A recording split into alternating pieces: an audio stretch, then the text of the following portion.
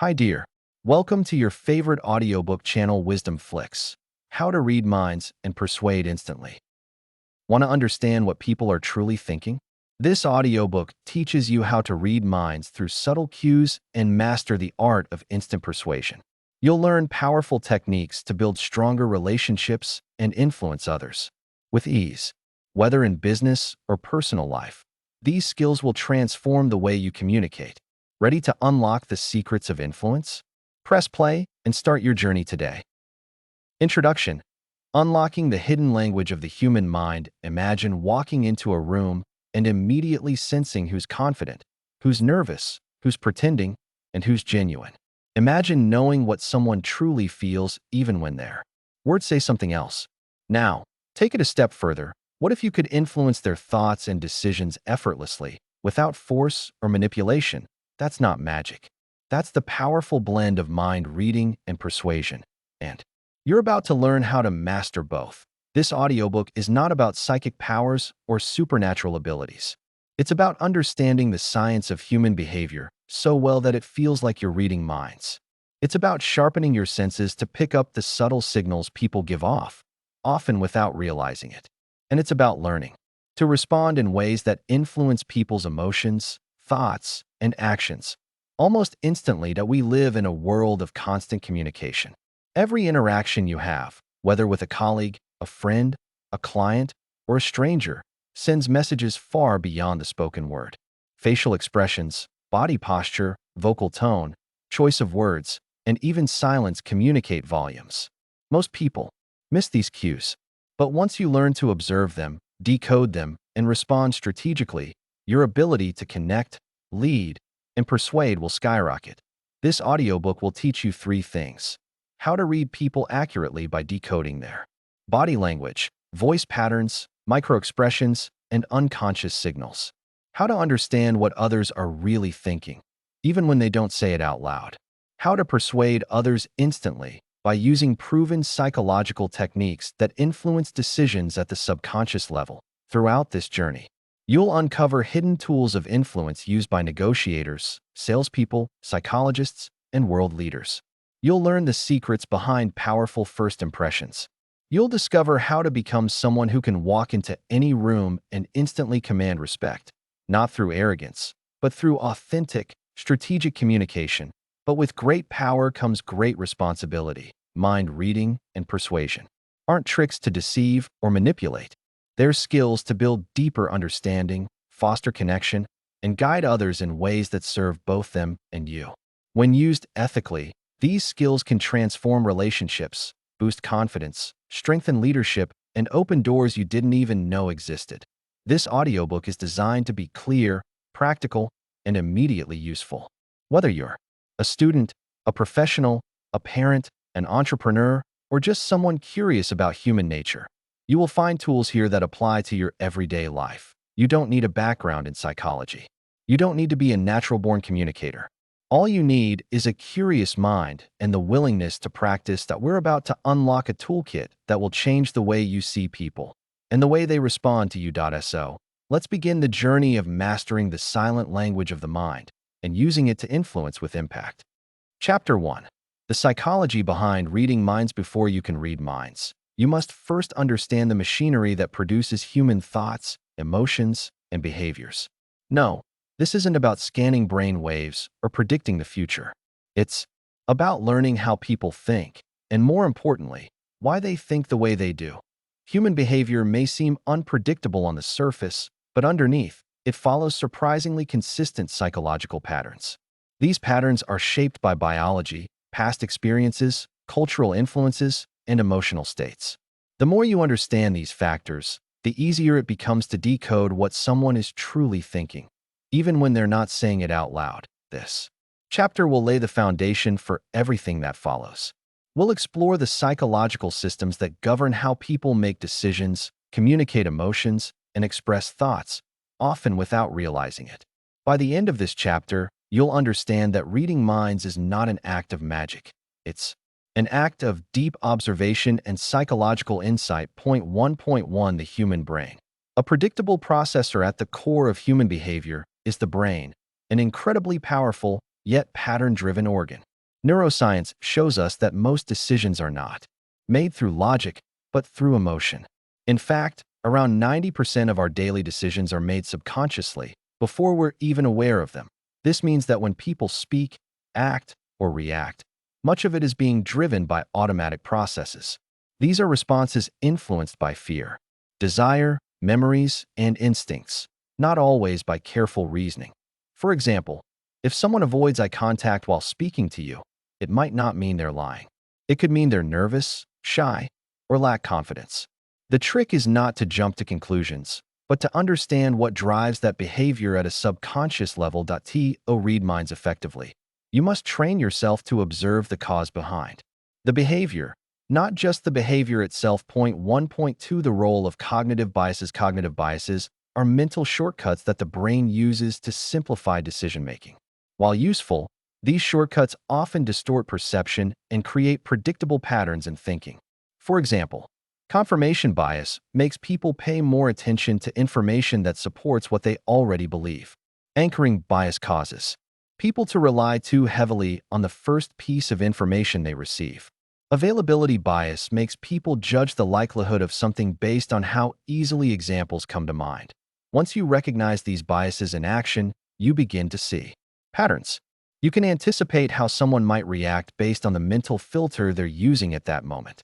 That's a major key to reading minds. For instance, if someone is anchored to the belief that all salespeople are pushy, no matter how politely you present your offer, they might still resist. Your job is to read that underlying belief, not just their outward reaction. Point 1.3 Emotions as signals. Emotions are powerful indicators of what a person values, fears, or needs. They often leak out in ways people cannot fully control. A quiver in the voice may signal anxiety. A clenched jaw may signal suppressed anger. A raised eyebrow could be curiosity or skepticism. Psychologists often refer to these emotional signals as emotional leakage.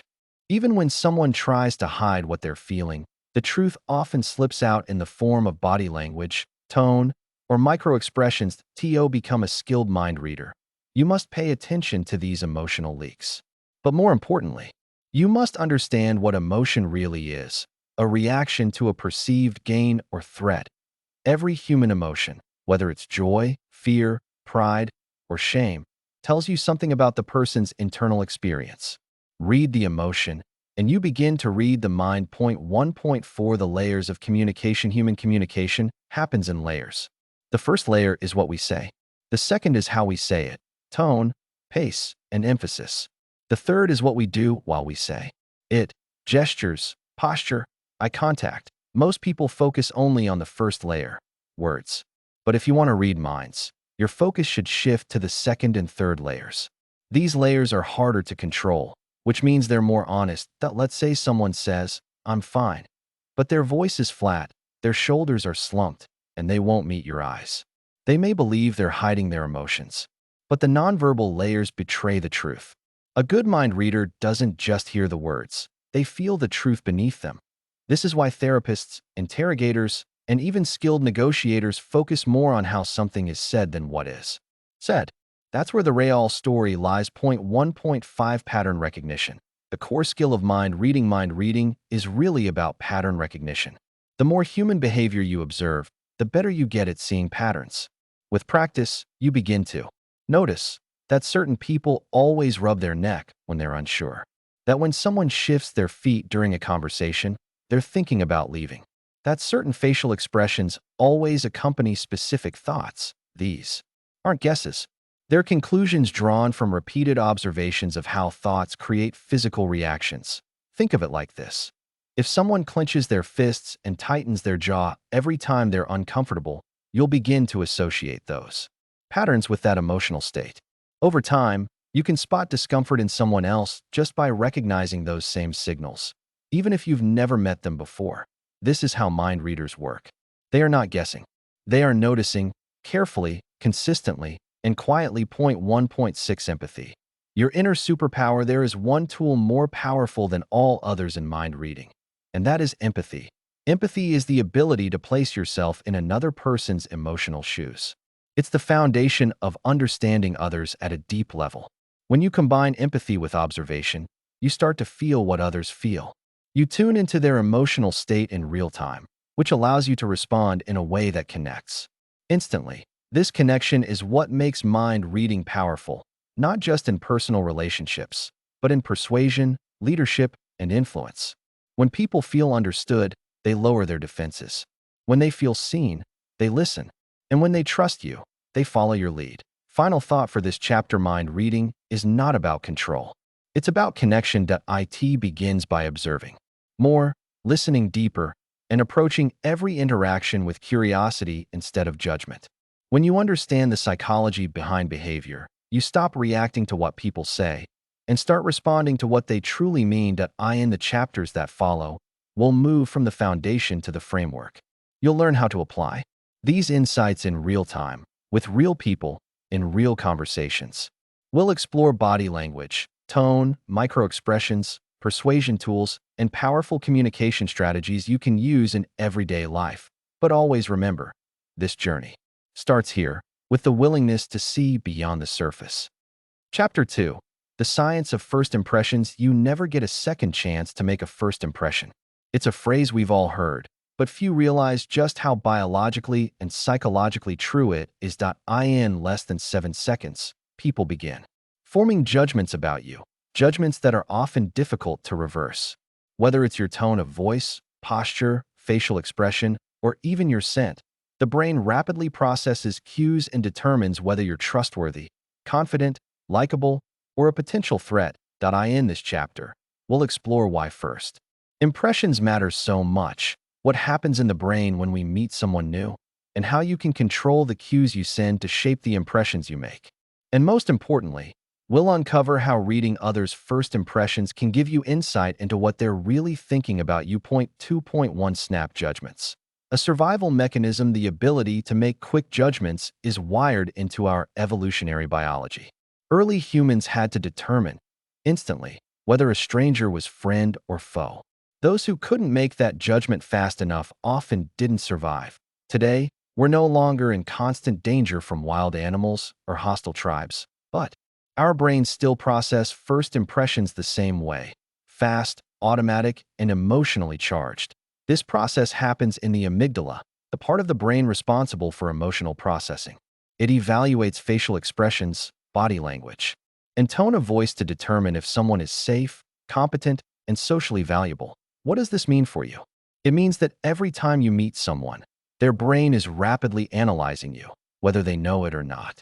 And you're doing the same to them. 2.2 The 2 questions everyone subconsciously asks. According to psychological research, when someone meets you for the first time, they unconsciously ask themselves 2 questions. Can I trust this person? Can I respect this person? These 2 questions form the basis of what's known as warmth and competence. Warmth relates to your trustworthiness, friendliness, and approachability. Competence relates to your capability, strength, and intelligence. Interestingly, warmth is judged first. If you seem cold or distant, people may never even get to the point of evaluating your competence. This is why approachable body language, a warm tone, and genuine eye contact are so essential in those first few seconds. 2.3 The power of appearance and presence. You don't need to wear designer clothes or look like a movie star to make a strong first impression, but you do need to project intentionality.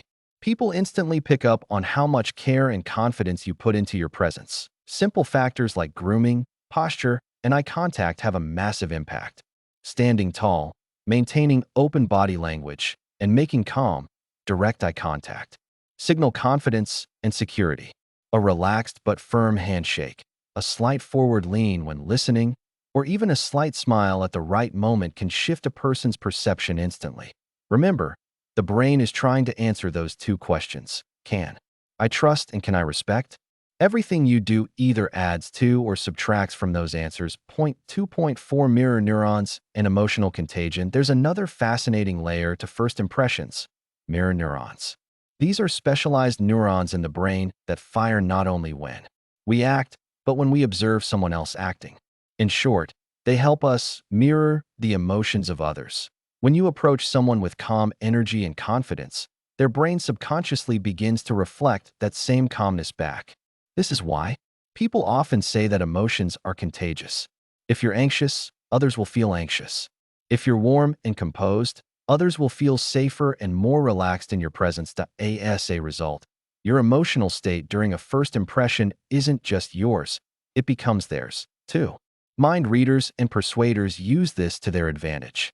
By projecting the emotion they want others to feel. 2.5 First impressions are sticky once formed.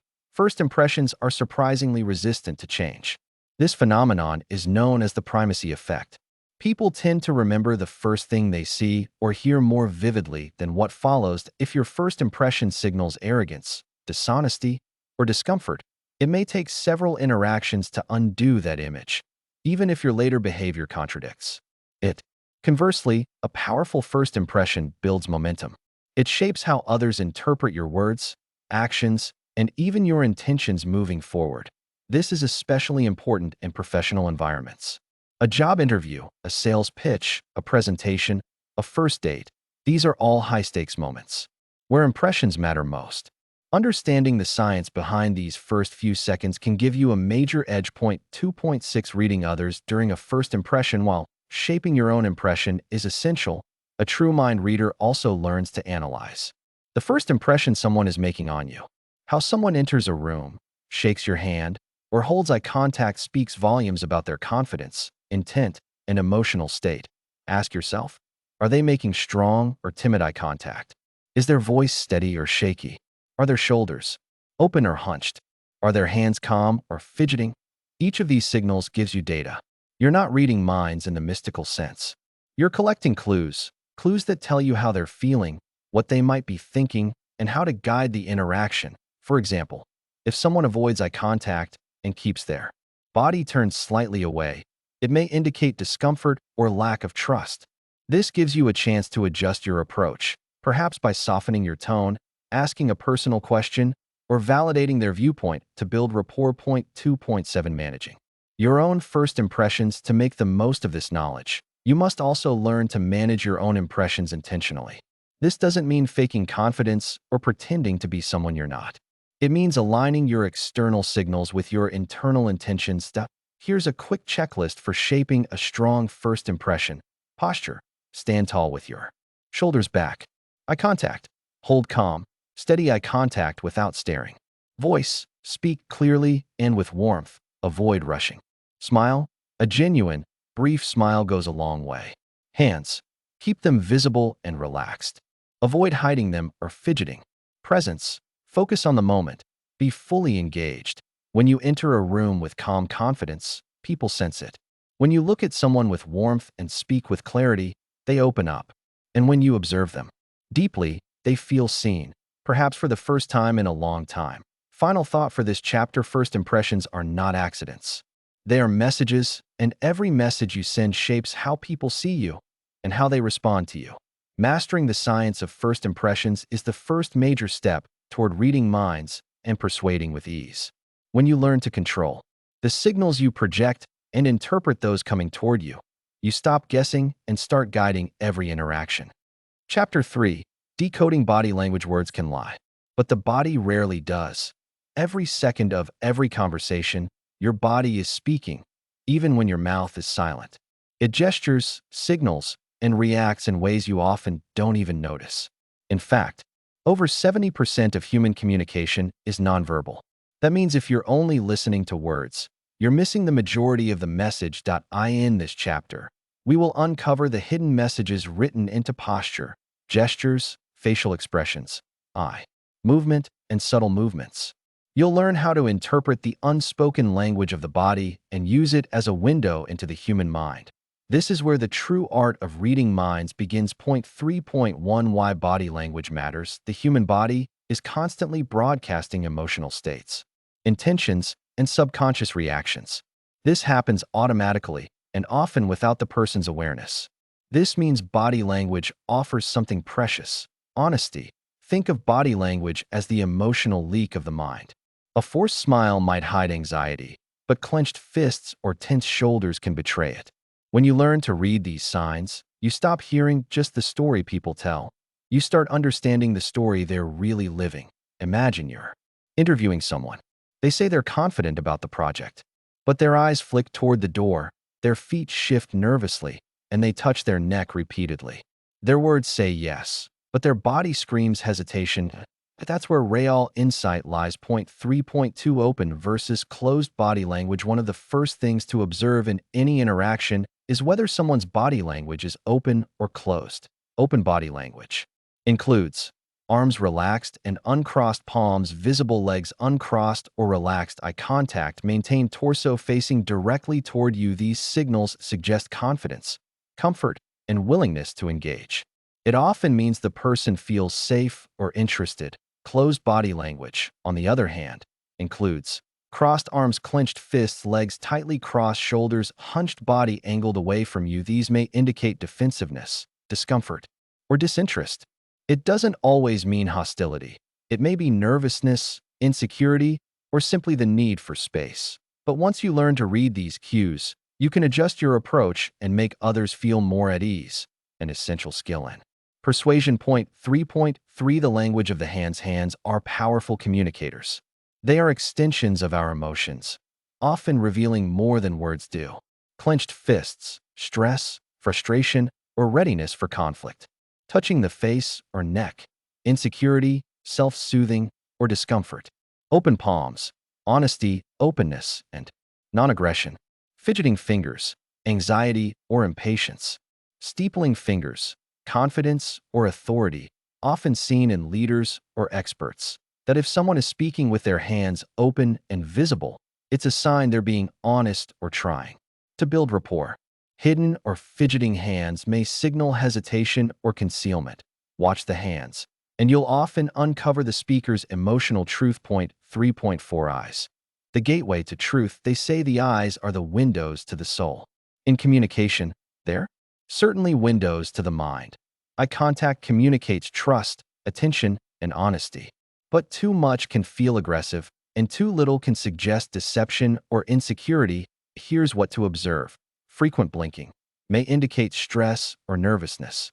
Looking away quickly, discomfort or fear of confrontation. Looking to the side or downward, possible disinterest or self-doubt. Dilated pupils, interest, attraction, or excitement. Note, lighting also affects this.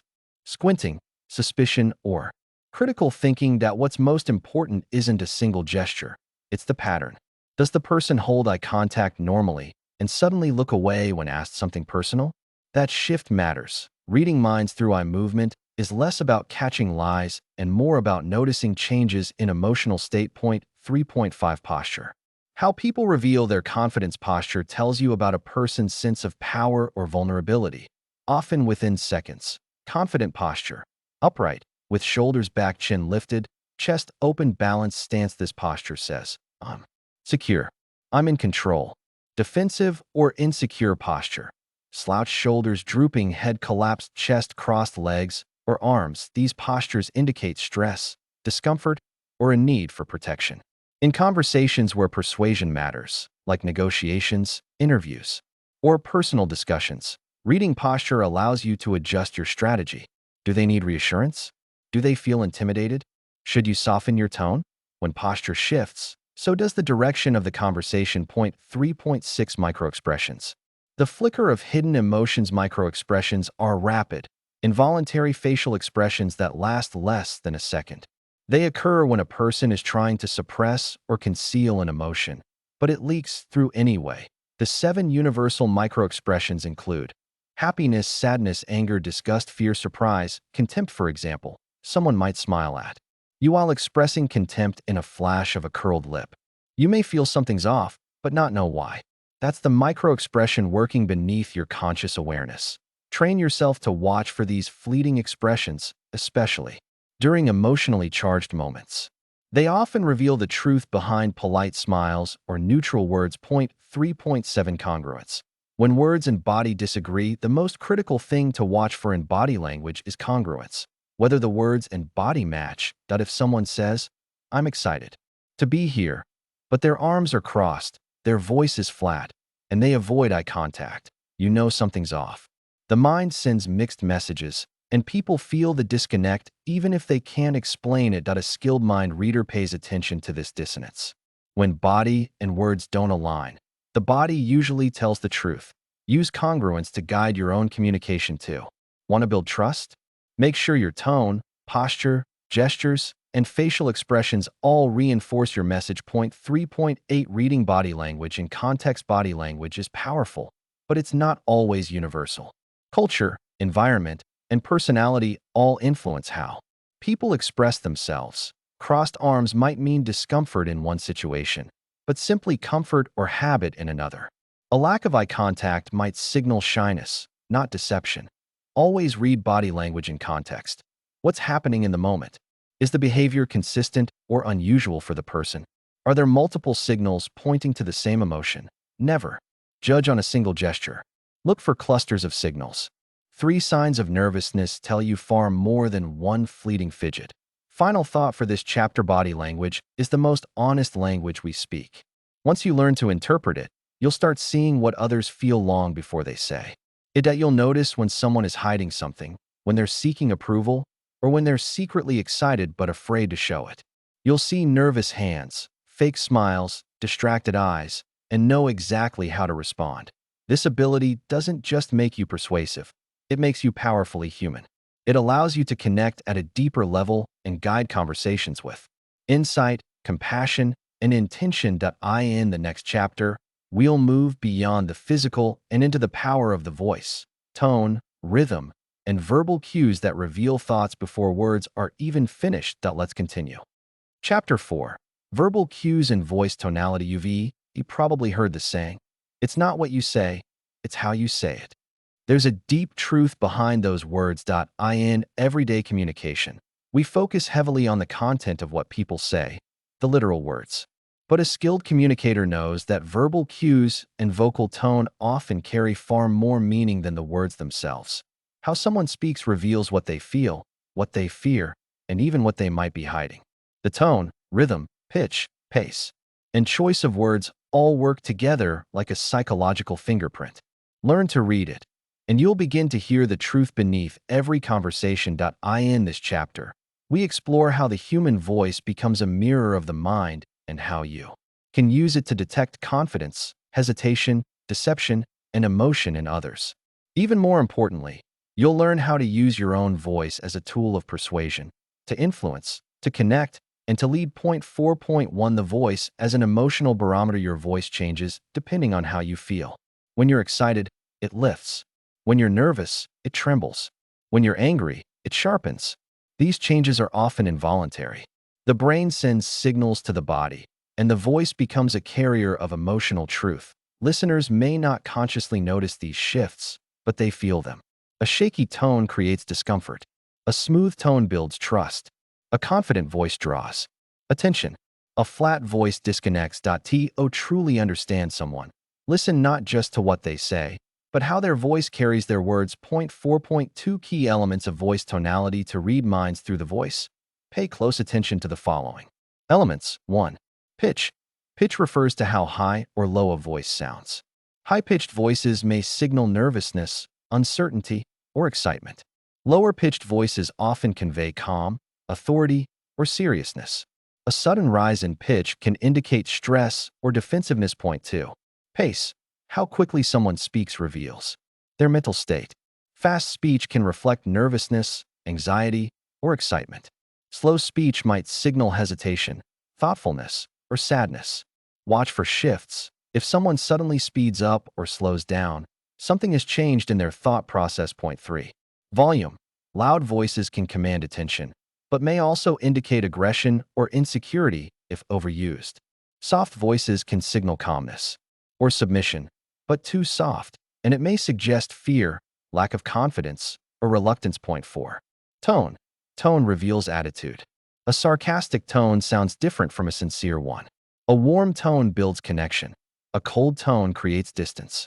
Two people can say the same sentence, "I'm fine," but tone makes the meaning completely different. Point 5. Rhythm and pauses. Natural rhythm reflects comfort. Sudden pauses may indicate uncertainty or the desire to conceal something. Hesitations, repeated words, or filler sounds like and can all be verbal signs of inner tension or internal conflict. Point 4.3 The power of specific words and phrases. The words people choose are never accidental. Language is shaped by belief systems, emotions, and subconscious patterns. By paying close attention to verbal cues, you can gain insight into someone's mindset, even when they think they're being guarded. Here are a few examples of subtle verbal indicators. To be honest, often used before saying something the speaker feels might be doubted or judged. I think versus I know signals confidence level. I think often indicates uncertainty or a need for validation. But when someone says, I like the idea, but they are preparing to reject or downplay the idea. Should statements, I should have done that, often signals regret, guilt, or internal conflict. These small phrases tell you what people are really processing internally, even if they appear calm on the surface. 4.4 Vocal incongruence. The subtle art of catching contradictions. One of the most revealing cues is vocal incongruence, when someone's tone doesn't match the content of their words. For example, if someone says that's great news in a dull, flat tone, the message lacks alignment. This mismatch often reveals hidden feelings. Incongruence is especially common when people are trying to hide their true emotions, such as in job interviews, sales calls, or uncomfortable conversations. A skilled mind reader listens for the mismatch, not just the message. The secret is to trust the voice over the words.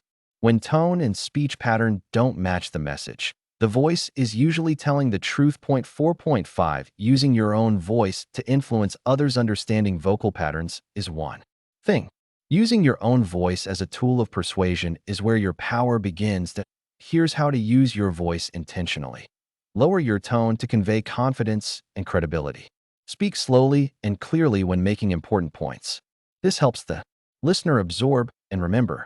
Use strategic pauses before delivering key ideas. Silence adds weight. Warm your tone when building rapport, sounding relaxed, open, and inviting. Use variation in pitch and rhythm to keep the listener engaged. Monotone voices lose attention. Great persuaders sound confident, not aggressive. Calm, not passive. Energetic, but in control. Mastering this balance is essential for influencing minds without resistance. 4.6 Listening with your ears, not just your brain. One of the most powerful habits you can build is to listen with your full attention.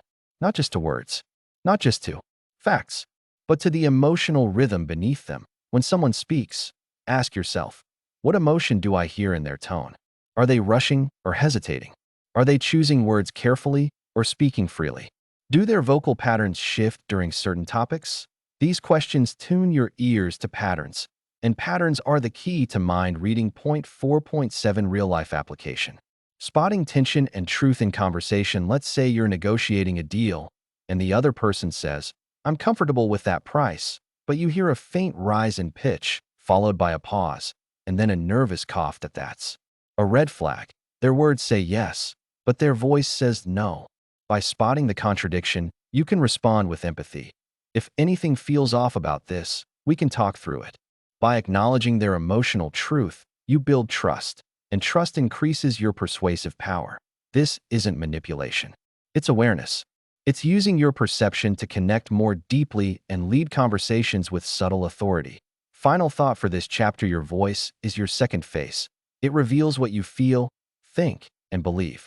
And the same is true for everyone else. When you learn to read the tone beneath the words, you stop being confused by mixed signals. You hear hesitation when others hear agreement. You hear discomfort when others hear confidence. You begin to listen not just with your ears, but with your intuition sharpened by insight. Reading minds begins with listening deeper, and persuading begins with speaking wisely. Your voice is a tool, one of the most powerful you have. In the next chapter, we'll explore the skill that transforms conversations into insight, the art of listening like a mind reader.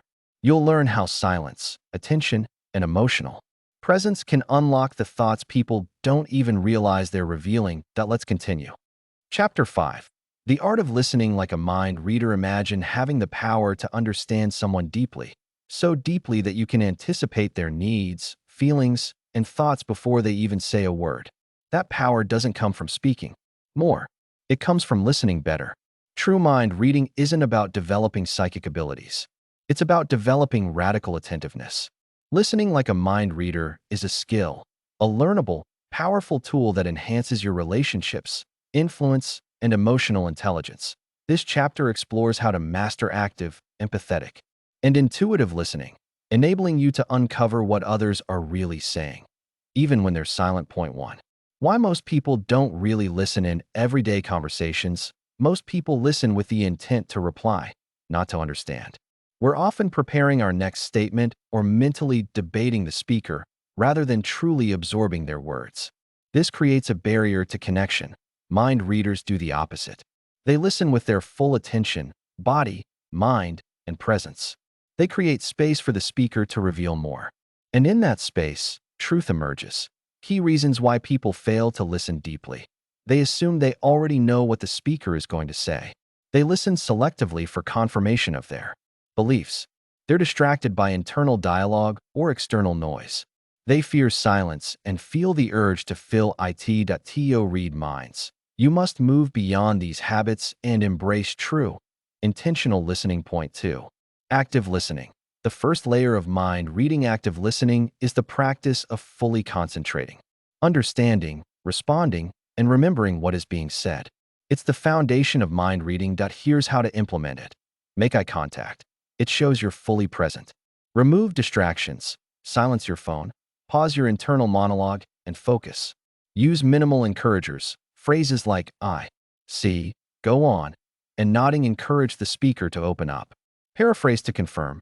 Say things like, so what I hear you saying is, to validate the message. Notice what's not said. Tone, pauses, and hesitations speak volumes. Active listening isn't passive. It's deeply engaged. It communicates respect and curiosity, and people reveal more when they feel seen and heard. Point 3. Empathic listening. Feeling what they feel. Empathic listening goes a level deeper. It's about emotionally tuning in to the speaker.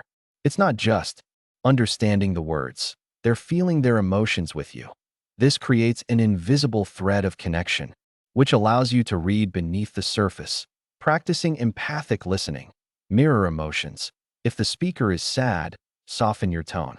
If excited, match their energy. Validate feelings. Say, that sounds frustrating, or I imagine that. Felt incredible. Hold non-judgmental space. People open up when they don't feel judged. Your calm presence invites trust. Use silence wisely. Sometimes, the most powerful moments in a conversation happen in silence. Let them process. Don't rush. Empathic listeners build trust faster, deepen rapport, and often uncover hidden truths others miss. Point 4. Intuitive listening. Hearing what they're not saying. This is the most advanced form of listening, the mind reader's edge. It's the ability to pick up on unspoken messages, emotional tension, avoidance, mixed signals, or subtle shifts in energy. This requires listening to tone over words. A fine can mean a dozen different things depending on how it's said.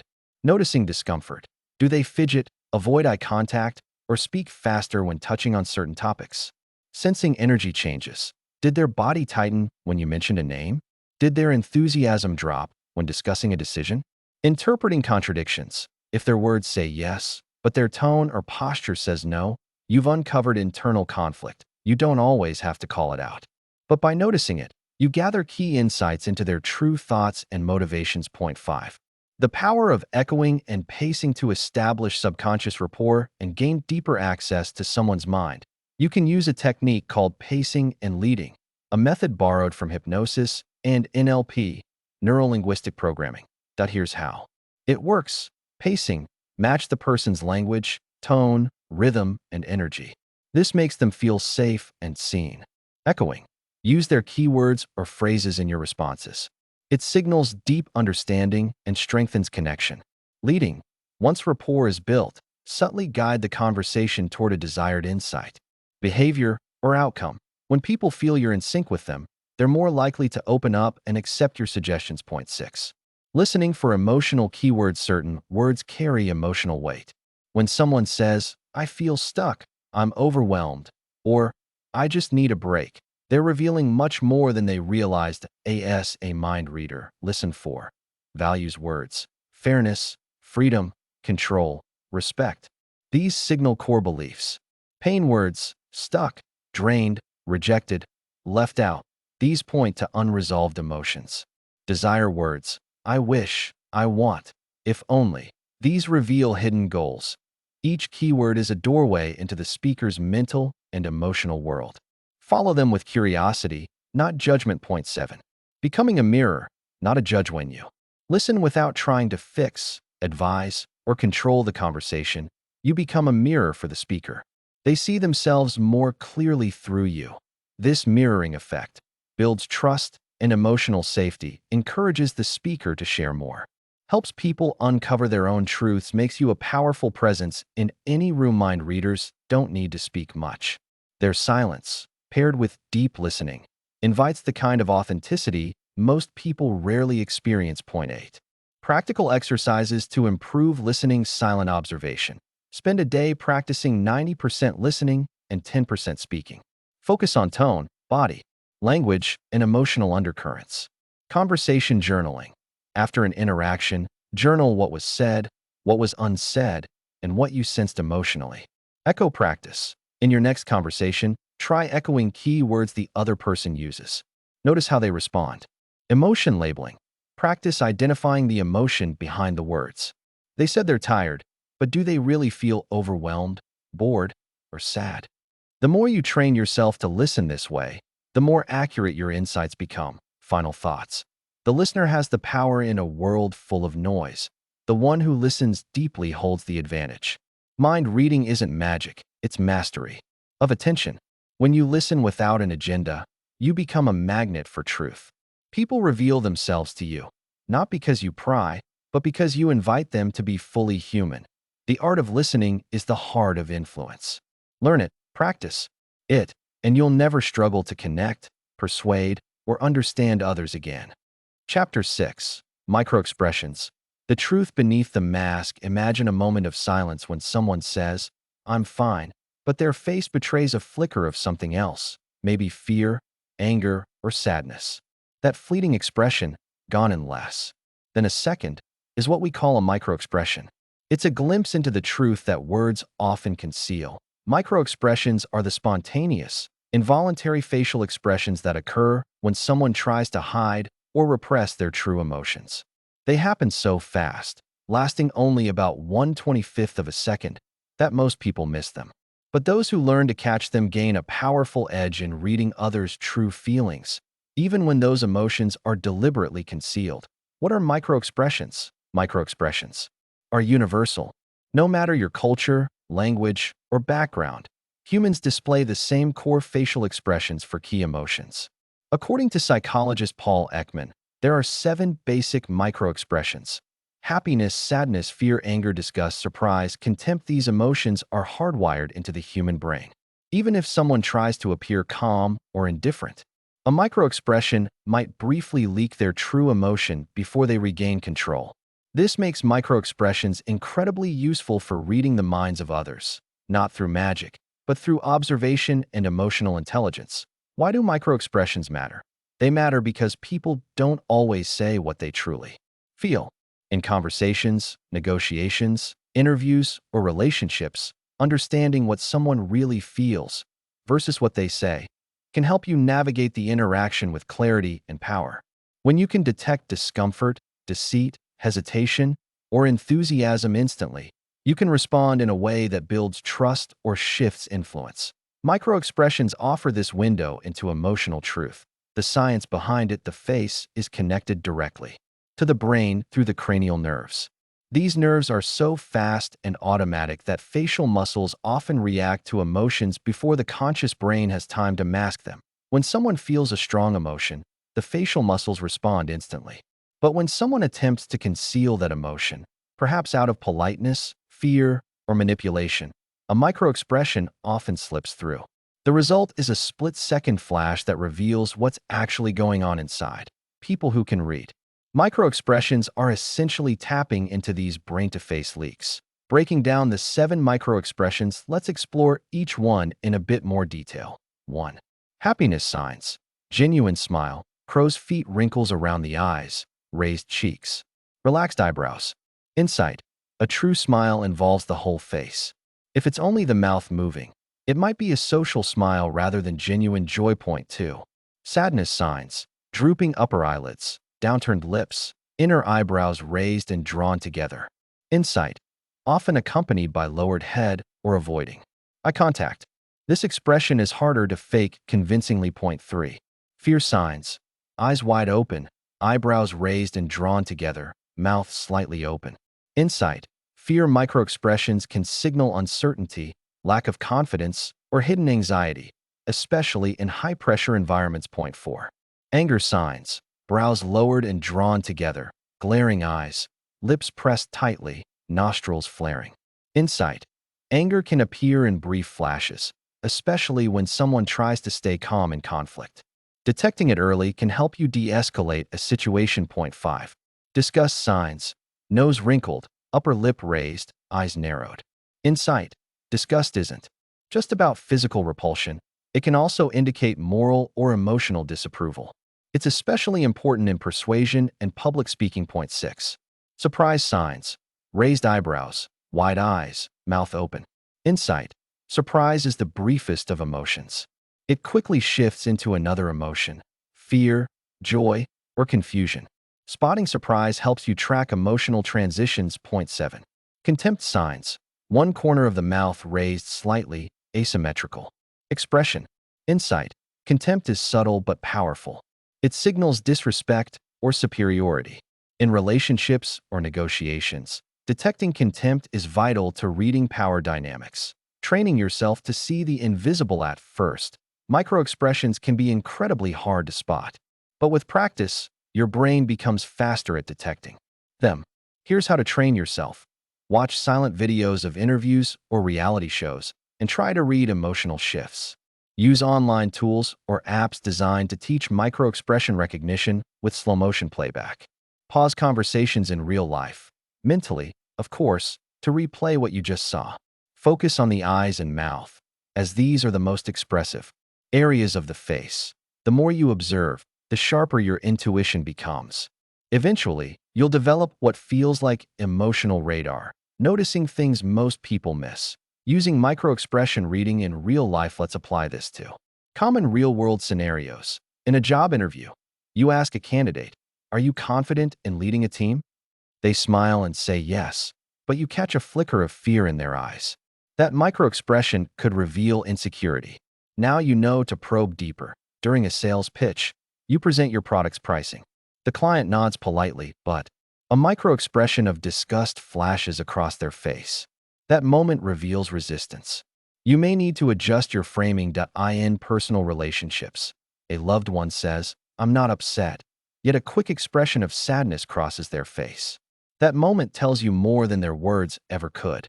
It offers a chance to show empathy and connect. Ethical awareness. With great power comes great responsibility.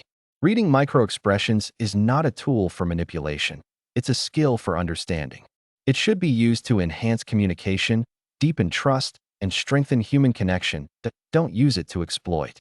Use it to enlighten. Final thoughts. Microexpressions are the whispers of the mind. They offer insight, truth, and connection in ways no spoken word ever could. When you learn to recognize them, you begin to understand people on a whole new level, beyond surface conversations, beyond logic, straight into the core of emotion. That you're no longer guessing what someone feels. You know, and that changes everything.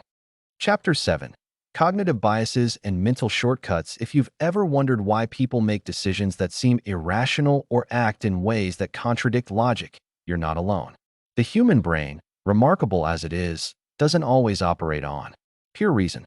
Instead, it leans heavily on cognitive biases and mental shortcuts, also known as heuristics, to process the overwhelming flood of information we face daily. In this chapter, we'll explore how these invisible forces shape our behavior, and more importantly, how understanding them can give you an edge in reading minds and persuading others instantly.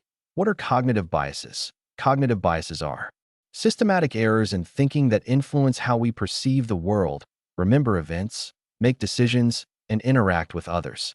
They're not random. They follow predictable patterns rooted in our evolutionary history. These mental shortcuts evolved to help our ancestors make quick decisions in uncertain or dangerous situations. However, in modern life, they can distort judgment in subtle yet powerful ways. For someone interested in reading minds and influencing people, recognizing these biases gives you a unique advantage. It allows you to anticipate how someone might react, understand why they made a particular choice, and craft your message in a way that resonates with their mental model. Heuristics. The brain's autopilot heuristics are mental rules of thumb that simplify decision-making. For instance, if someone seems confident, we may assume they're competent. If we hear a piece of information repeatedly, we're more likely to believe it. These shortcuts often save us time, but they can also lead to predictable errors in judgment. Let's explore some of the most common biases and how to use this knowledge effectively. Point 1. Confirmation bias. This is the tendency to seek, interpret, and remember information in a way that confirms one's pre-existing beliefs.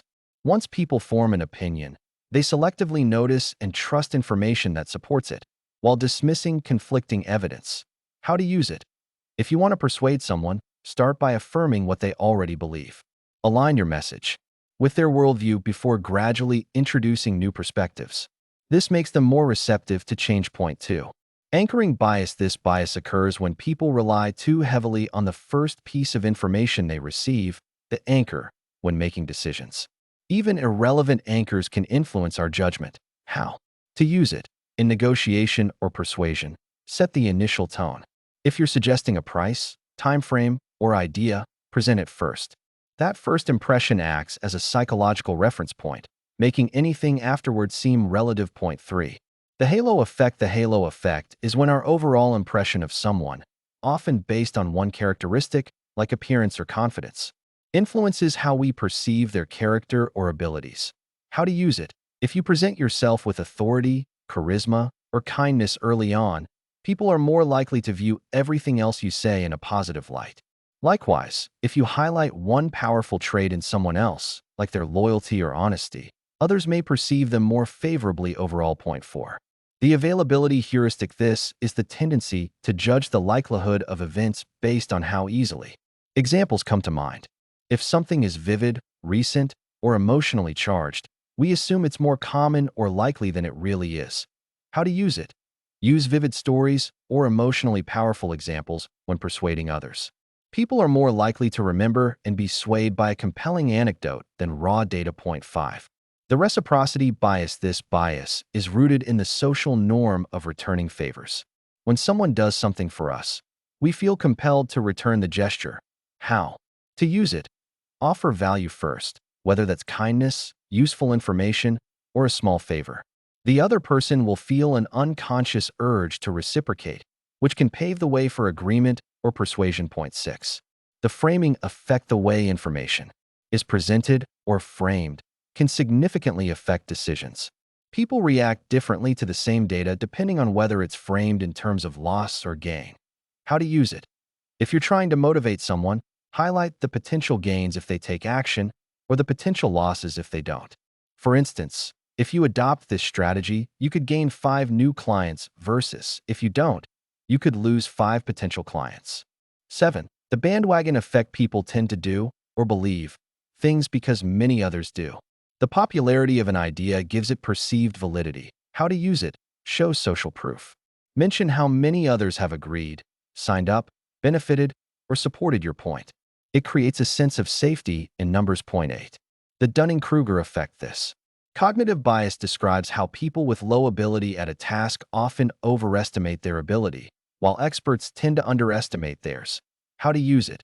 When someone seems overly confident, consider that they may not have deep expertise. This helps you evaluate credibility. Conversely, don't dismiss the quietly spoken individual.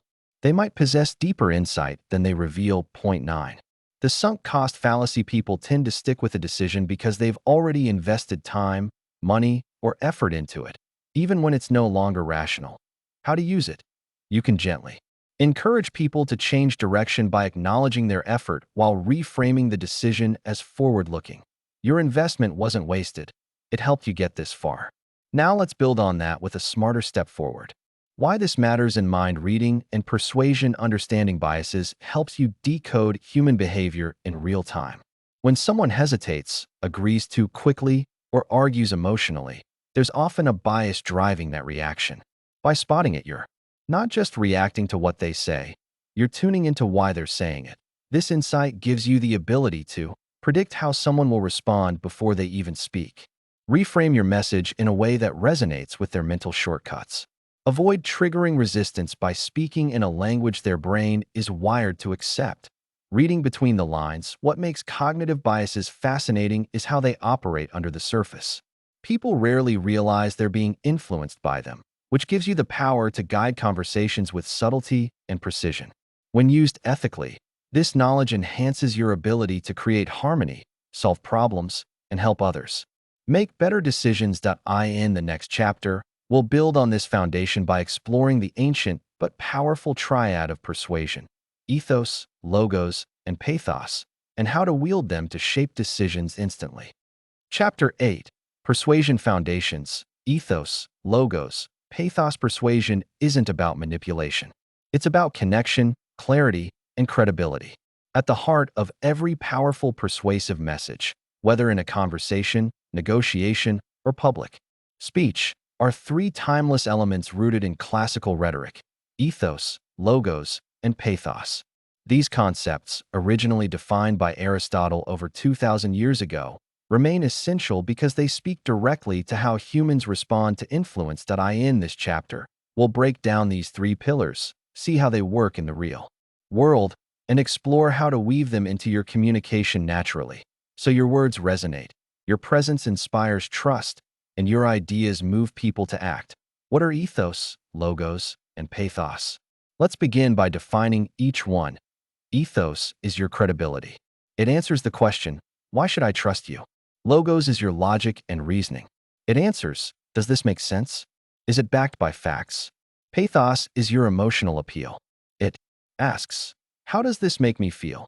When all three are present in your communication, persuasion becomes effortless and powerful.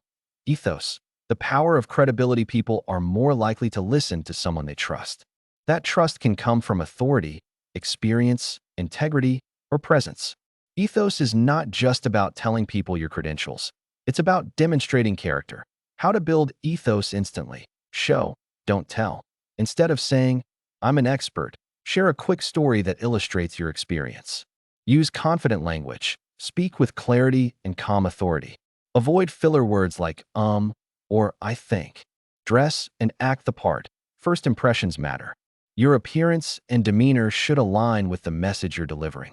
Be consistent. People trust what is stable. Stay true to your message and values across time. A person with strong ethos doesn't need to prove they're trustworthy. They radiate it through tone, presence, and alignment of words with actions, logos. The power of logic. While trust gets your foot in the door, logic keeps the conversation going. Logos appeals to the listener's rational mind. It involves facts, statistics, evidence, examples, and clear reasoning. How to use logos effectively. Structure your message. Start with a premise, back it with data or examples, and lead to a conclusion.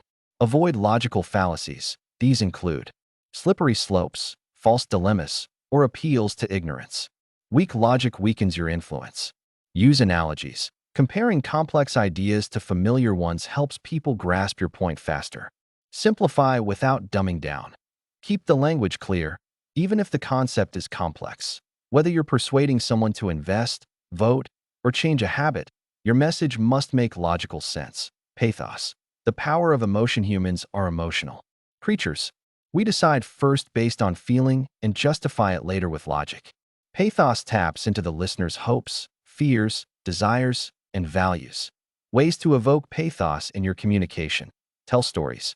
Personal or vivid stories create emotional connections that statistics never can. Use vivid language. Words that paint a picture evoke feeling. For example, a struggling single mother connects more than a low-income individual. Mirror the listener's emotions. When people feel seen and understood, they open up to your ideas. Appeal to shared values. Align your message with what the audience already cares about deeply. Pathos doesn't mean manipulating emotions. It means respecting them and weaving them into your message with sincerity. The persuasion sweet spot. Where all three meet. Here's the secret. The most persuasive communication blends ethos, logos, and pathos seamlessly. Let's look at an example. Imagine you're convincing your team to adopt a new software system. Ethos. You explain how you've led similar transitions before and it improved productivity by 30%. Logos. You share cost-benefit analysis, timelines, and efficiency metrics.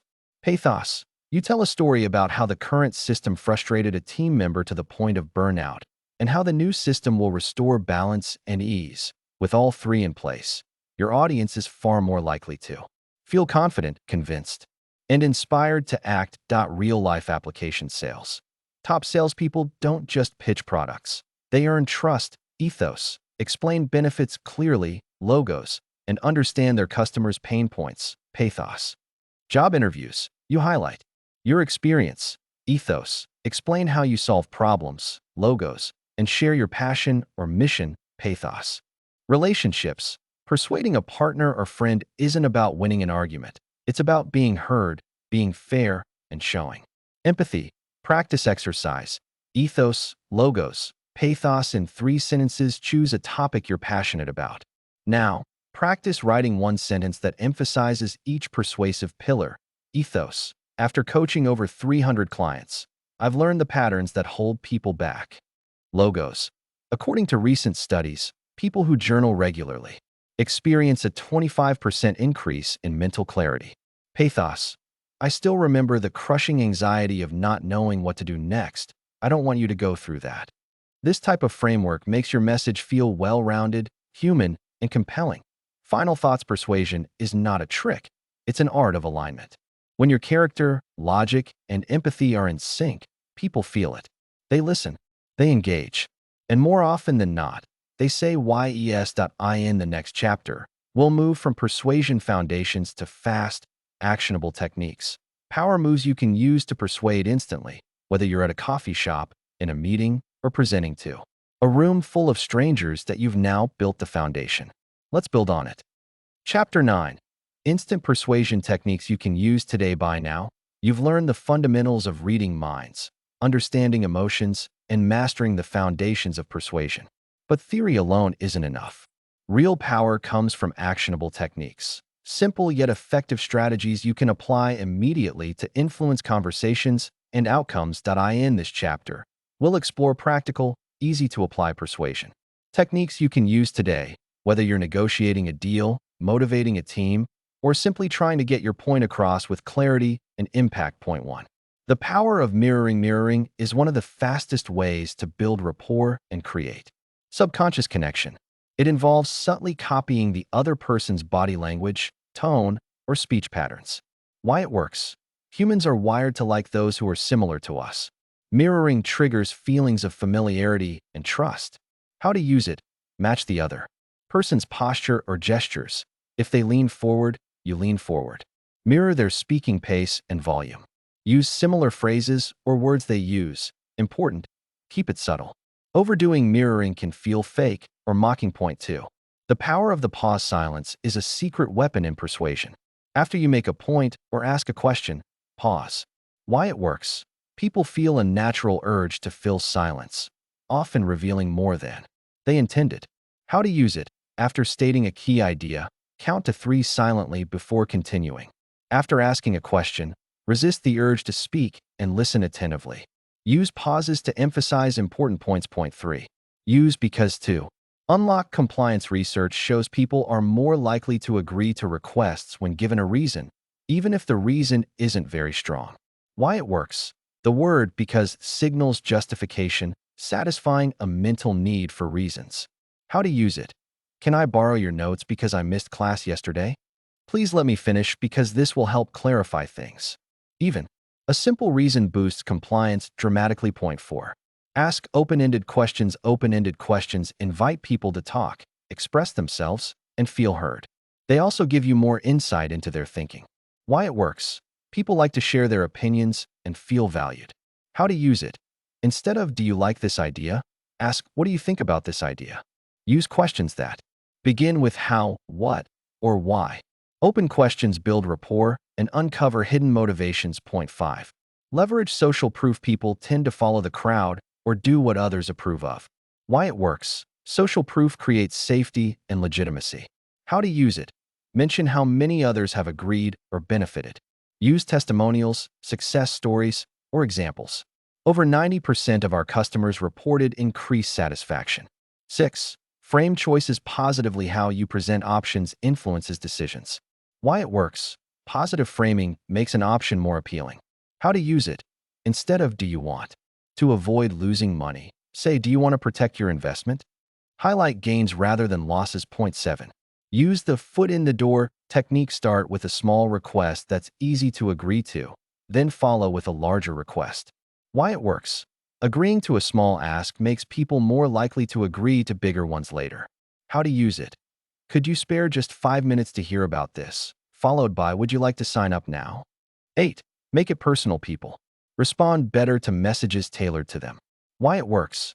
Personalization signals attention and care. How to use it. Use their name. Reference something specific about their interests or situation. I remember you said you're interested in X. 9. Appeal to identity and values. Connect your request or message to the other person's self-image. Why it works. People want to act in ways consistent with how they see themselves. How to use it. As someone who cares about quality, you've always been the kind of person who 10. Use positive body language. Your body communicates confidence and openness even before you speak. Why it works. Nonverbal cues influence perception more than words. How to use it. Maintain good posture. Smile genuinely. Make appropriate eye contact. Use open hand gestures. Point 11. The yes ladder. Start with questions or statements the person is likely to say yes to, building momentum toward agreement on bigger issues. Why it works. People like consistency. Once they say yes a few times, they're primed to continue saying yes. How to use it. Ask simple, agreeable questions first. Gradually move to more significant points. Point 12. Tell a story. Stories engage emotions and make messages memorable. Why it works. Our brains are wired for narrative. How to use it. Share relatable anecdotes. Use stories to illustrate your point, not just state facts. Putting it all together. Imagine you're pitching a new idea at work. You begin by matching the colleague's calm tone and posture, mirroring. State your idea clearly, then pause for impact. Ask open-ended questions to invite feedback. Reference how other teams benefited, social proof. Frame the change as an opportunity, not a risk. Personalize the message based on your colleague's goals. Use confident body language throughout. This combination creates an environment where your idea feels natural, logical, and appealing. You've just practiced instant persuasion. Final thoughts. Persuasion isn't complicated. It's about connection, respect, and subtle influence. The techniques in this chapter are easy to learn, but when used consistently, they become powerful tools for reading minds and inspiring action. Try incorporating one or two into your next conversation and watch how it changes the dynamic. In the next chapter, we'll dive into advanced influence strategies that combine psychology, storytelling, and emotional intelligence for even deeper impact. Chapter 10. Subconscious influence. Planting ideas without resistance. When it comes to persuasion, the conscious mind is only part of the picture. Much of human decision-making happens beneath the surface, in the vast, powerful realm of the subconscious. Understanding how to plant ideas subtly in the subconscious mind, without triggering resistance, is one of the most sophisticated and effective skills you can master. In this chapter, we will explore how subconscious influence works, why direct persuasion often fails, and how to guide people's thoughts and choices gently and effortlessly. Why the subconscious mind matters. The subconscious mind controls about 95% of our thoughts, feelings, and behaviors. It processes information faster than the conscious mind and is responsible for habits, instincts, and emotions. Because of this, attempting to persuade someone solely through logic or direct argument often triggers the conscious mind's defenses, causing resistance. Subconscious influence bypasses these defenses. It works by embedding ideas and feelings below the threshold of awareness, allowing people to accept suggestions naturally, without feeling pressured or manipulated. The problem with direct persuasion: when you tell someone what to think or do explicitly, their conscious mind may rebel, especially if the message conflicts with their beliefs or desires. This resistance is often unconscious and automatic. Common reactions include defensiveness or arguing against your point, mental shutdown or ignoring your message, feeling pressured and rejecting the idea altogether. This is why forceful persuasion rarely works in the long term. Techniques for subconscious influence here are powerful ways to influence the subconscious mind and plant ideas subtly. 1. Storytelling. The subconscious gateway stories engage the subconscious by activating imagination and emotion. Unlike facts or instructions, stories are processed more deeply and are less likely to be resisted. How to use it? Craft stories that embed your message or desired belief. For example, instead of saying, "You should save money," tell a story about someone who transformed their life through saving. The subconscious absorbs the lesson while enjoying the narrative point too. Embedded commands are phrases hidden within regular sentences that communicate directly to the subconscious. They are delivered subtly so the conscious mind hears a normal statement, but the subconscious picks up the suggestion. Example: many people find themselves relaxing deeply when they hear this. The phrase "find themselves relaxing deeply" is the embedded command. How to use it? Use confident, positive verbs in the middle of sentences to embed suggestions. Practice phrasing your messages to include these subtle commands naturally. Point 3. Utilize metaphors and analogies. Metaphors paint pictures for the subconscious and help people understand new ideas by relating them to familiar concepts. How to use it? Instead of explaining a complex idea directly, say, "Changing your mindset is like adjusting the sails on a ship. It sets your course toward success." The subconscious connects to the imagery, making the idea more acceptable. Point 4. Pacing and leading. As discussed earlier, pacing means matching the person's current state or beliefs. Leading is gradually guiding them toward a new idea. How to use it? Start by agreeing with what they believe or feel, pacing. Then introduce new ideas slowly, leading. The subconscious accepts new thoughts more readily when they follow familiar ones. Point 5. Use positive presuppositions. Presuppositions are assumptions embedded in language that the listener unconsciously accepts as true. Example: when you decide to take action, presupposes that the person will take action. This subtly plants the idea of commitment. How to use it? Frame your language to assume positive outcomes or actions. This gently influences subconscious expectations. Point 6. Repetition and rhythm. The subconscious mind is highly receptive to repetition and rhythmic patterns. How to use it? Repeat key phrases or ideas throughout your conversation or message. Use rhythmic speech or poetry-like patterns to make the message memorable and persuasive. Point 7. Sensory language. Using language that appeals to the senses helps the subconscious experience the idea. How to use it? Use words related to sight, sound, touch, taste, and smell. For example, imagine the crisp, fresh air as you step into a new chapter of your life. This sensory detail makes the idea vivid and compelling. Point 8. Create cognitive dissonance. Softly, cognitive dissonance occurs when someone holds two conflicting beliefs or behaviors, causing discomfort. When handled gently, it can motivate change. How to use it? Point out small inconsistencies in a non-threatening way, then offer a positive resolution. For example, you value your health, and choosing this new habit can help you feel even better. Why subconscious influence is ethical when done right. Subconscious influence is sometimes misunderstood as manipulation, but it becomes ethical and positive when used to help people make better decisions or to communicate in ways that honor their autonomy. Your goal is not to control, but to guide and invite. When people feel free to choose, even if you planted the seed, the influence respects their true self. Practice exercise. Planting ideas. Subconsciously craft a story that subtly includes a lesson you want to share. Identify one embedded command you can add to your next conversation. Use positive presuppositions when speaking today. Pay attention to pacing and leading in your dialogues. Final thoughts. Mastering subconscious influence means mastering subtlety. It's about understanding that the most powerful ideas often grow quietly beneath the surface.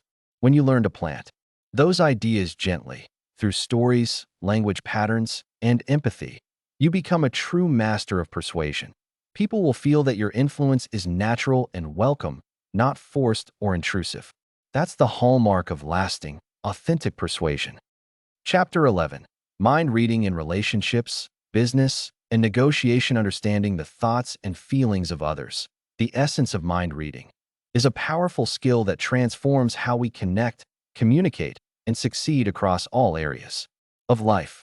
Whether nurturing intimate relationships, navigating the complexities of business, or engaging in high-stakes negotiation, the ability to perceive unspoken emotions and intentions gives you a decisive advantage. This chapter explores practical applications of mind reading in three key arenas: relationships, business, and negotiation. You'll learn how to use observation, empathy, and persuasion skills to foster trust, avoid misunderstandings, and achieve your goals with grace and effectiveness. Mind reading in relationships thrive on deep understanding. Partners, family members, and friends often communicate more through emotions and subtle signals than through explicit words. Mind reading in relationships means tuning into these cues to create stronger emotional bonds. Key techniques: notice nonverbal signals. Watch for changes in facial expression, tone, and body language. A sudden withdrawal or a fleeting look can speak volumes. Practice empathic listening. Listen not only to what is said, but to the emotion beneath the words. Reflect feelings back gently. Validate without judgment. Acknowledge emotions openly. I see you're upset, to build safety and trust. Read between the lines. Sometimes what's unsaid is more important. Pay attention to pauses, hesitations, or avoidance. Respond mindfully. Use your insights to respond with patience, kindness, and support rather than reacting impulsively. That be why applying mind reading in relationships, you deepen intimacy and reduce conflicts rooted in misunderstanding. Mind reading in business. In the fast-paced world of business, understanding colleagues, clients, and competitors can mean the difference between success and failure. Mind reading here is about reading emotional undercurrents to build rapport, gauge motivation, and anticipate reactions. Key techniques: observe emotional cues during meetings. Is your client excited, hesitant, or distracted? Adjust your approach accordingly. Identify decision drivers. Listen for values or concerns hidden beneath surface objections: cost, trust, reputation. Use mirroring to build rapport. Subtly matching body language and speech style helps establish connection quickly. Spot power dynamics. Recognize who influences decisions even if they aren't the official decision makers. Read microexpressions to detect truth. Notice fleeting expressions that reveal true feelings about proposals or plans. Mastering mind reading in business allows you to build trust faster, negotiate better deals, and lead more effectively. Mind reading in negotiation. Negotiation is a dance of words, intentions, and emotions. Successful negotiators are those who not only present compelling arguments, but also accurately read the other party's unspoken thoughts and feelings. Key techniques: watch for signs of resistance or agreement. A brief furrowed brow might signal doubt. A slight nod may indicate openness. Listen beyond words. Pay attention to tone, pace, and volume changes. Adapt your strategy based on emotional feedback. If the other party seems stressed, slow down. If they appear confident, push your point strategically. Use silence and pauses. Let uncomfortable silences encourage the other side to reveal more. Detect deception or concealment. Microexpressions, inconsistent stories, or body language mismatches can warn you to probe deeper. Reading minds in negotiation helps you understand true priorities, uncover hidden objections, and create win-win outcomes. Building emotional intelligence through mind reading. At the core of all these applications lies emotional intelligence, EQ, the ability to recognize, understand, and manage your own emotions while influencing those of others. Mind reading is a practical extension of EQ, sharpening your ability to tune into subtle social cues, respond with empathy and insight, build authentic connections, influence without coercion. Developing emotional intelligence enhances your mind-reading skills and vice versa. Practical exercise. Applying mind reading today in your next conversation. Focus fully on the other person's nonverbal cues. What emotions do you detect beneath the surface? Reflect back their feelings without judgment or immediate solutions. In business or negotiation, notice the pace and tone of speech for clues about comfort or hesitation. Practice mirroring subtly to build instant rapport. Final thoughts. Mind reading isn't magic. It's a skill built on observation, empathy, and intentional communication. In relationships, it deepens bonds. In business, it accelerates success. In negotiation, it transforms outcomes. By honing this skill, you not only influence others more effectively, but also enrich your own understanding of human nature. You now hold the tools to connect with others on a profound level. Use them wisely, kindly, and confidently. Chapter 12. Ethics and Responsibility in Mind Reading and Persuasion. With great power comes great responsibility. The skills you have developed throughout this book, reading minds, understanding emotions, and persuading others, are profoundly powerful tools. But like any tool, they can be used for good or ill. The true mark of mastery is not just in effectiveness, but in ethical, responsible use. This chapter explores the essential ethical principles and responsibilities that must guide anyone who wishes to influence others, ensuring that your skills build trust, respect, and genuine connection rather than manipulation or harm. Why ethics matter in mind reading and persuasion. Mind reading and persuasion tap deeply into human psychology. When wielded without care, these skills can violate privacy by uncovering thoughts or feelings people wish to keep private, manipulate emotions or decisions for selfish gain, erode trust and damage relationships, lead to coercion, deception, or exploitation. The ethical practitioner understands that influencing others is not about control or domination, but about communication, empathy, and mutual benefit. Core ethical principles. 1. Respect for autonomy. Every individual has the right to make their own choices, free from undue influence or coercion. Use persuasion to inform and inspire, not to pressure or force. Always allow space for informed consent. People should feel free to say no. Avoid tactics that override someone's free will or manipulate vulnerabilities. Point 2. Honesty and transparency. Trust is the foundation of lasting influence. Be truthful about your intentions and the information you provide. Avoid deception, exaggeration, or withholding crucial facts. When appropriate, disclose when you are using persuasive techniques to maintain integrity. Point 3. Empathy and compassion. Persuasion is about connection, not exploitation. Aim to understand and honor the needs and feelings of others. Avoid causing unnecessary distress or discomfort. Use your skills to help others improve their lives, make better decisions, or resolve conflicts. Point 4. Accountability. Take responsibility for the outcomes of your influence. Reflect on how your actions impact others. Be willing to apologize and adjust when your influence causes harm. Continually strive to use your skills for positive and ethical purposes. Ethical pitfalls. To avoid manipulation disguised as persuasion, using hidden agendas or emotional exploitation. Invasion of privacy, forcing or prying into personal thoughts without permission. Exploitation of vulnerabilities, targeting people when they are emotionally fragile or uninformed. Deceptive framing, presenting information in misleading ways. To trick or confuse, navigating gray areas. Sometimes the line between influence and manipulation is blurry. Here are guidelines to help you stay ethical. Ask yourself, would I be comfortable if someone used this technique on me? Consider intent. Are you seeking mutual benefit or self-interest at the expense of others? Seek feedback. Be open to others' perspectives on your communication style. Pause before acting. If a technique feels uncomfortable or intrusive, reconsider. Building ethical influence into your practice. Set clear intentions before each conversation or negotiation. Cultivate self-awareness of your own biases and emotional triggers. Practice active listening to truly understand the other person's needs. Focus on long-term relationships rather than short-term wins. Educate others about persuasion to promote informed choices. The greater purpose of your skills. Remember, mind reading and persuasion are ultimately about connection.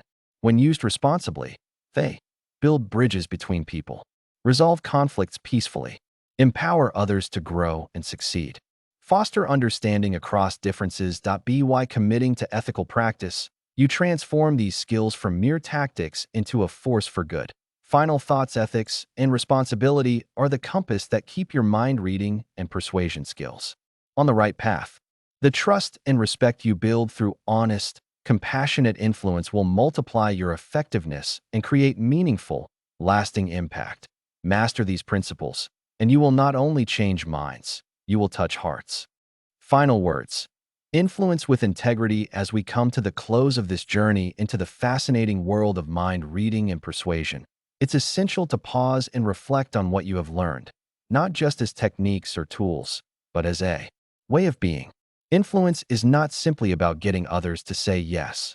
True influence is about connection, trust, and integrity. It is about honoring the humanity in every interaction. The heart of influence begins with intention. Ask yourself, why do I want to influence others? Is it to serve, to help, to create positive change? Or is it to manipulate, control, or take advantage? The answer to this question shapes not only your words, but your legacy. When your intention is rooted in integrity, influence becomes an extension of your character, authentic, respectful, and powerful. People sense authenticity immediately. They are drawn to those whose influence feels honest and aligned with genuine care. Influence as a relationship, not a transaction. Every act of persuasion is an opportunity to build or break trust. Instead of thinking of influence as a one-time transaction, see it as a relationship that unfolds over time. Listen deeply. Truly hearing others creates openness and respect. Communicate clearly and kindly. Honesty and empathy pave the way. Follow through on commitments. Reliability strengthens your credibility. Adapt and learn. Be willing to grow from feedback and experience. When influence is a dialogue rather than a demand, it invites collaboration and mutual growth. The power of ethical influence. You now hold knowledge that many seek, but few truly understand. The ability to read minds, connect emotionally, and persuade with skill. But with this power comes responsibility. Influence without ethics is empty and fragile. Influence with integrity, however, is lasting and transformative. Ethical influence nurtures trust, encourages free will, and uplifts both parties. It turns simple conversations into meaningful connections, disagreements into understanding, and ideas into shared vision. Influence as a force for good. Imagine using your skills to help others make better choices for their health, career, or relationships. Resolve conflicts peacefully by understanding underlying emotions. Inspire teams to achieve shared goals with enthusiasm and purpose. Advocate for causes that matter with passion and respect. Your ability to influence is a gift. Use it to create ripples of positive impact far beyond your immediate circle. Your journey forward mastering mind reading and persuasion is a lifelong journey. Continue to practice with humility and curiosity. Reflect regularly on your motivations and the outcomes of your influence. Seek out opportunities to learn, grow, and connect authentically. Remember, influence is most powerful when it flows naturally from who you are. Integrity is your most valuable asset. It earns trust that no technique can buy. The greatest leaders and communicators are those who serve others with heart and honesty. Final encouragement as you step out into the world, equipped with these skills, hold fast to your values. Influence with empathy, listen with intent, and act with integrity. In doing so, you will not only move minds, you will inspire hearts and change lives. Thank you for investing your time and energy into this journey. May your influence be a beacon of trust, kindness, and positive change wherever you go.